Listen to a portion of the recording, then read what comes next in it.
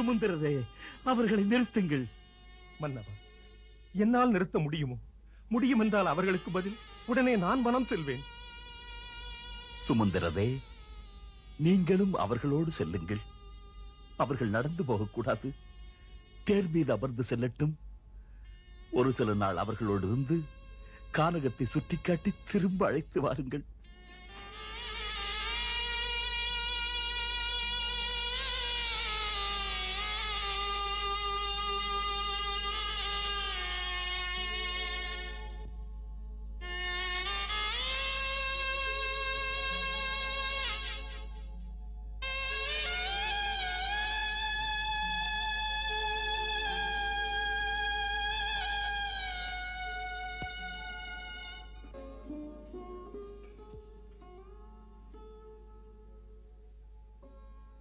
சுமந்திரரை செல்லுங்கள்.